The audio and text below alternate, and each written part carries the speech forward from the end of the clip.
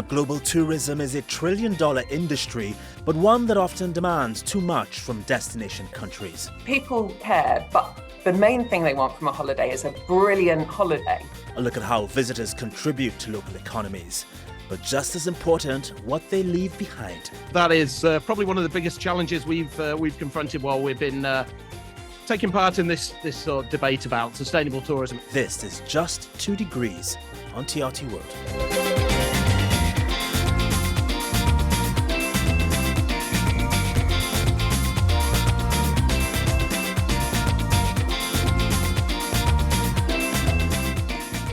Nature and history meet in Cappadocia, which is a region in central Turkey known for its unique rock formations and caves.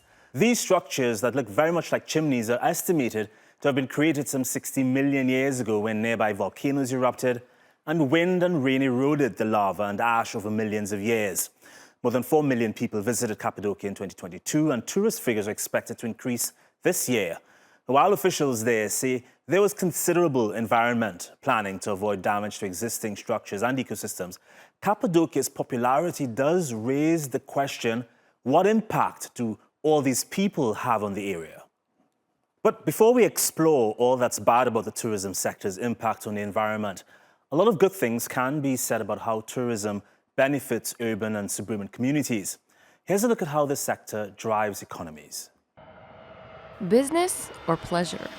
No phrase better befits the idea of jetting off to a new place, to have exciting new experiences. Plane, train, boat, or automobile. It's tourism, the social, cultural, and economic phenomenon describing the movement of people from where they usually live to places they've never been. Statista reports that international tourist arrivals have risen steadily since the 1950s, reaching a peak of nearly 1.5 billion jet-setters in 2019. And that was prior to the pandemic, and figures are finally bouncing back. Adventure, business, religion, culture, cuisine, and nature are all fueling the revival. There are health benefits too. A 2020 study published in the journal Nature Neuroscience found that changing your scenery can lower the risk of depression. But it's not just about individuals seeking new shores. It's about the countries and businesses that want them to visit. The World Travel and Tourism Council says global economies will benefit to the tune of $9.5 trillion in 2023. And that number is set to grow to $15.5 trillion by 2033. This means more jobs, more profits, better economic stability, and investments in infrastructure for people in popular destinations. And travel combined with work has led to the rise of a relatively new kind of workforce, the digital nomad. There are nearly 17 million people taking advantage of this lifestyle, roaming and working remotely from almost anywhere in the world. Whether it's for work, a good time, or both, we share what the world shares by going there. Sarah Balter, Just 2 Degrees. So Dave, in order for tourism to continue being beneficial to us and our economies, it's got to be quote-unquote sustainable, and that's a word that gets floated around a lot these days. But what exactly is sustainable tourism? Yeah, that is probably one of the biggest challenges we've confronted while we've been taking part in this sort of debate about sustainable tourism. It's like, well, what do we mean by sustainable? Yeah, it's something that we have been doing a lot of monitoring of with some of the work we've been doing, particularly with the World Travel and Tourism Council, looking at some of the key sustainability metrics in terms of on the environmental side, was we're looking at sort of additional measurement of carbon footprints, of water use. But it is also a lot broader than that. And with the report we've just produced with W2M London, we have a broader measure and sort of looking at it from a consumer perspective. What are people looking for? They're looking for more sustainable travel in the sense that, yes, they're making a kinder impact on the environment. They are, yes, using less water, fewer emissions, less single-use plastics. But it is also making sure that the impact on the environment is sustained, on the local economy is sustainable. They want to see that authentic side of the economy. And that's really beneficial to destinations. It's what destinations are looking for, people to see the real side of the economy. You know, quite often when you travel, you see these signs that say leave nothing behind but footprints. From the clients that you've worked with, do you get a sense that they care, they give a damn about conserving ecosystems where they visit?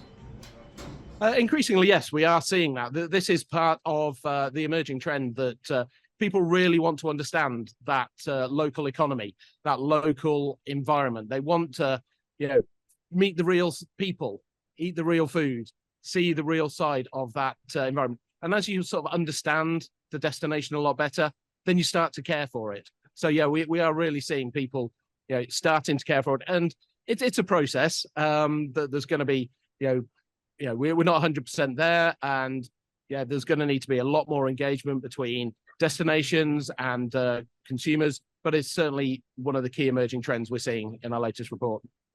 Speaking of engagement, how much is a destination responsible for guiding tourists to care for the local environment?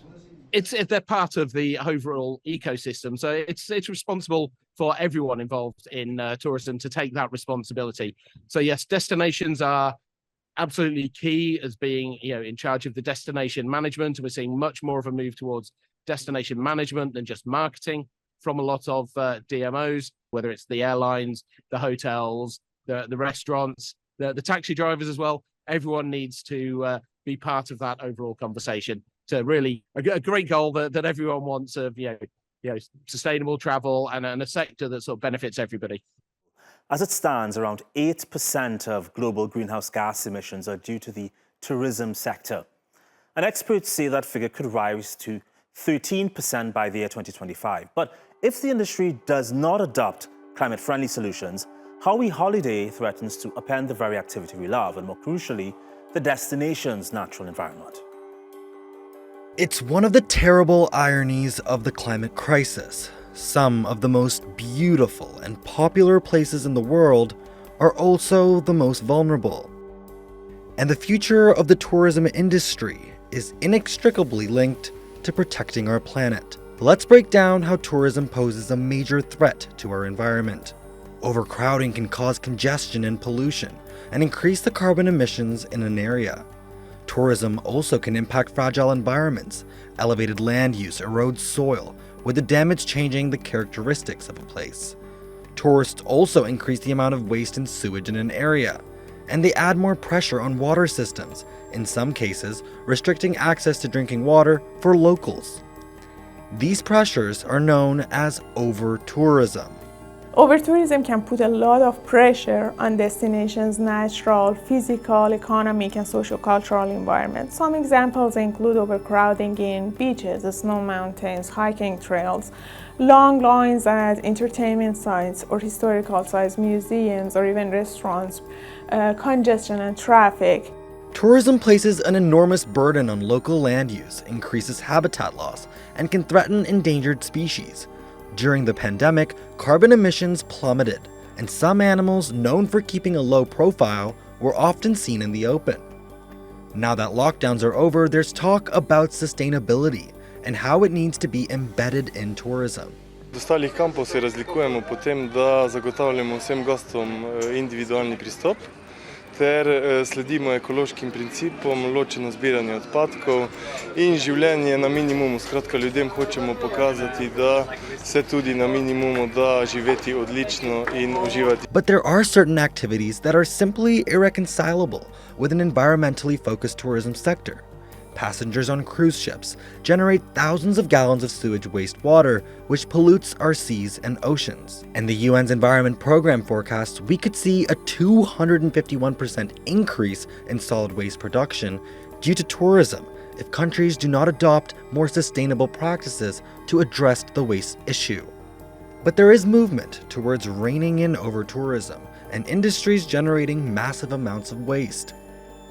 Destination authorities have taken some corrective actions like introducing entry fees for certain historical sites or putting restrictions on the amount of time that tourists can spend at a specific site, banning big cruise ships, or Even starting discouragement campaigns to discourage certain groups of tourists from traveling to their destination. But is it too little too late? Mikhail Melik, Just 2 Degrees. Explore Worldwide, it specializes in slow travel. Talk about that and how it benefits the environment. I think the important thing really initially is that slow travel is a really nice way of experiencing a country, a culture. So we take our time to travel around an area either on bicycles or walking, or in quite often a lot of public transport. And we've increased the number of train journeys in all of our across our trips as well. So there are some trips that you can now get to by train, and we make that part of the journey. I don't know about you, but I love a train trip, and I just think you can take things in much better if you travel a bit more slowly. Don't rush from place to place. Make the journey part of your holiday experience. And it's certainly something that our customers are really enjoying. And not just that, slow travel considerably reduces your carbon footprint. But we live in a time, Jay, when social media influencers rule the internet, and they're more interested in quick fixes, quick videos, quick photos to post. Do you find your clients really interested in a slower than normal travel? We find that our customers like taking that time. And you're right, of course, Instagram is all about the quick fix, this photo, that photo. But actually, when you're taking time to experience a place, it's not just about the photo, it's about capturing the memories much more. And I think our customers have really appreciated that. And as you say, it's much more sustainable to travel in a slow way. We carbon footprint all of our trips. We were one of the first organisations to do so, and we really think that the industry needs to start getting regulated and getting us all to measure. And in the same way, that's the problem at the moment, where lots of people are doing it, but in slightly different ways. And I think the customers appreciate that too. Out of curiosity, what the age of the people who come to you and are interested in slow travel? Do you find them above the age of 35, younger? What's the age like? They're mainly in their 40s and 50s, but we do have people in their 30s, 60s as well on the trip. It's quite a broad church of people that we end up with. All right, well, the planet is heating up, and more so this year because of the El Nino phenomenon. What impact does that have, and global warming in general, have on slow travel this year particularly? I think the thing is that we need to take some responsibility for it. So it's all very well to ask our customers what they want, and we've got a big piece of research coming out where we know it will show that people are interested and want to do the right thing by the environment and want to go away with companies who care and who are looking at their carbon footprint and other sustainability measures. So people care, but the main thing they want from a holiday is a brilliant holiday. So we have to find ways as an industry of making that possible. It's all fine and well, saying to people, oh, you need to not buy tomatoes that are wrapped in plastic. But if the only tomatoes that are available are wrapped in plastic, that's what people are going to buy. And I think it's the same for us. As an industry, we need to take responsibility. I think we're all in competition, but there are some things we need to collaborate on. And probably a way of measuring our carbon that's consistent and that allows customers to be able to compare and make really well-informed decisions about what they're choosing for their travel is important. And that's something that we're pushing for. Jay, there are a number of groups worldwide that are calling for different things. Travel using clean energy, via trains, planes, electric vehicles. They're calling for a vegan lifestyle where you consume zero meat, animal products. How do you see travel and the concept of tourism changing over the years to meet all these expectations? Do you see that happening soon at all? We see it already in terms of, for instance, people having particular dietary requirements. We amend things all the time. We're constantly learning. You probably can't see, but behind me it says "be better than yesterday," and that's our whole drive, is to try and be better than yesterday. So, for instance, we've just brought out a wildlife policy which says how we should and shouldn't interact with wildlife on our trips, how close we should get to things, not riding animals that should be wild, all those kinds of things, which 20 years ago, even 10 years ago, would have absolutely been what our company was doing. But we're learning all the time, aren't we? And those things that you referred to there, I think are just about us all trying to be a bit better than yesterday. And that's how we're going to make this planet still available for my children, my grandchildren, our the generations after us, to still be able to travel around the world and to do it in a sustainable way. And each of those things you spoke about has a little part to play in that. And I think each of them is equally important. And the part that we can play is taking responsibility for our trips and making sure they're as sustainable as they can be. For instance, all of our staff, if you go on a holiday of your own, take time off, take your annual leave and go on holiday. If you travel in a sustainable way and it's going to take a bit longer, the company gives you an extra day of annual leave. Well, all companies could be doing that. They could be encouraging staff to do that slow travel, take it more slowly, see more of the world and lower your carbon footprint at the same time. Before I let you go, Jay, on a personal level, how do you contribute to tackling global warming? Goodness, Reagan, that's really tricky, isn't it? I mean, I'm vegetarian. I don't buy new clothes. I only buy secondhand clothes because I think there's enough clothes in the world already. And I call them vintage, and then that makes it cool, right? And I do my best to recycle, but if the tomatoes are all in plastic in the supermarket, I must admit sometimes I'll buy tomatoes in plastic in the supermarket. So I am dependent on the companies around me to make those choices easy for me. With the way tourists discard plastics in low-income destination countries has always been a huge problem to address. Well, a new report by the World Wildlife Fund says that even though developing nations consume less plastic, they incur a total lifetime plastic cost that's 10 times higher than wealthy countries. The study reveals crippling inequalities in the current global plastics system that disproportionately distributes the burden of this form of pollution to countries that are least equipped to tackle the issue.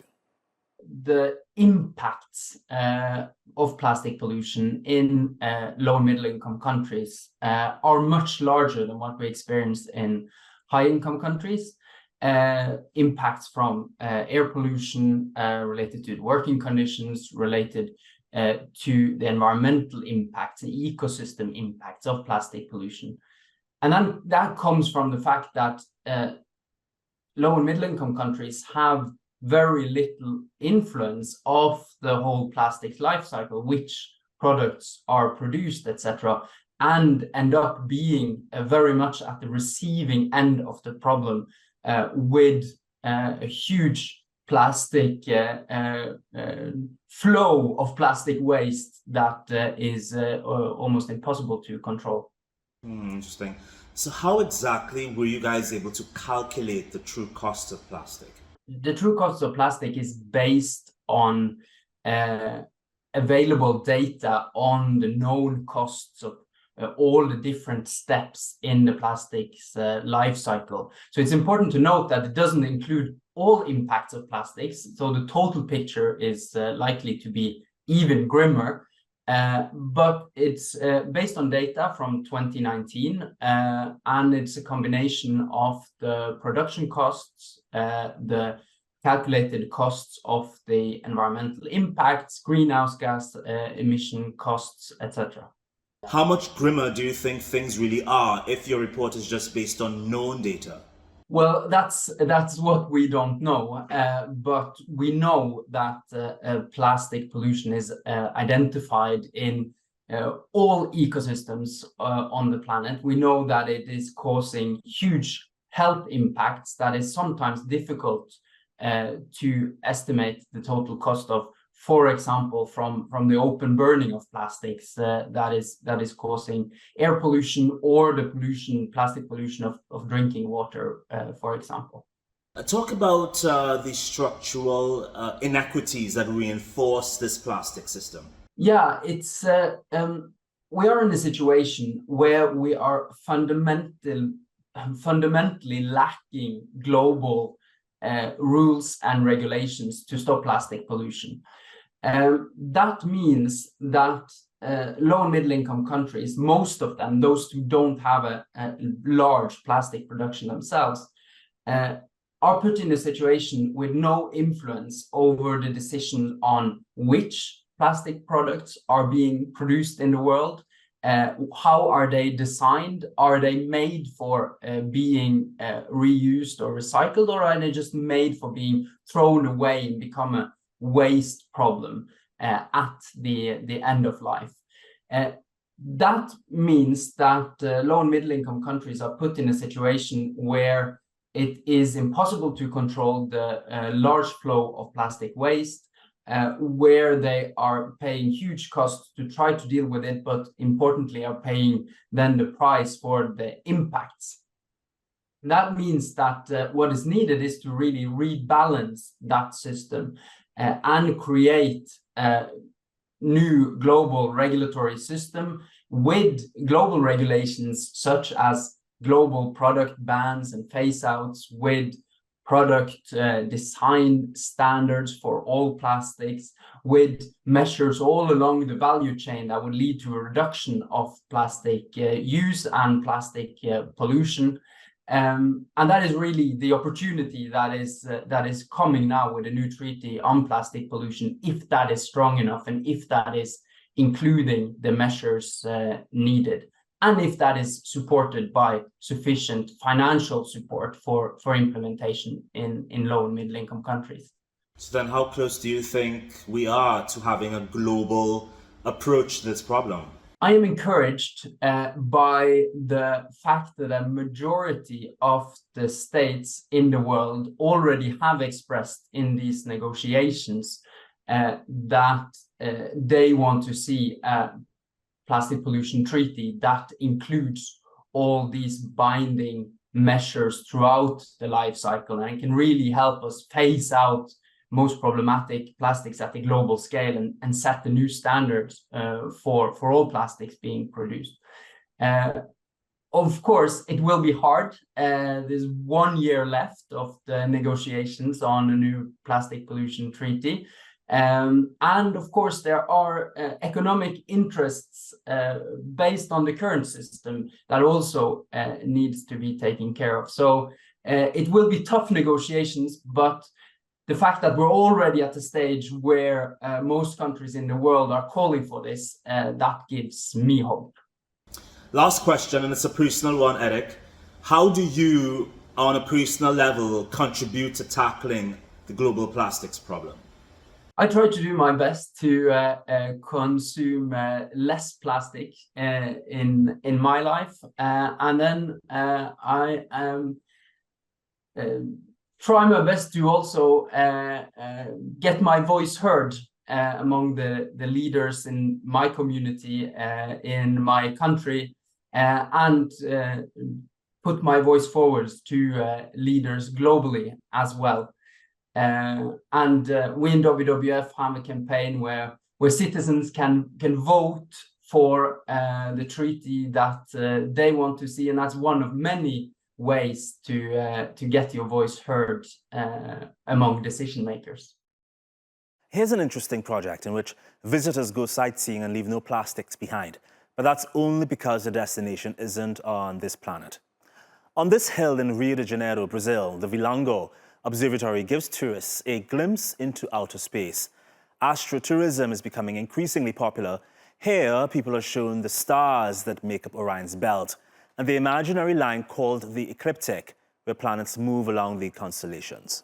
Astroturismo é nicho de turismo. É turismo que está começando a surgir principalmente após o período de pandemia, enquanto as pessoas perceberam que estão sentindo falta de ligação com a natureza. e que a vida deles consegue ter mais valor quando ela é ligada à natureza, à preservação do meio ambiente. And that's our show, but before I leave you, just one more story. As tourists, we're not always aware of our impact on a country or region's environment. Well, earlier this year, people visiting a mangrove swamp in Indonesia added something positive to the local ecosystem. They kayaked through the area and planted mangrove sprouts in the wetlands.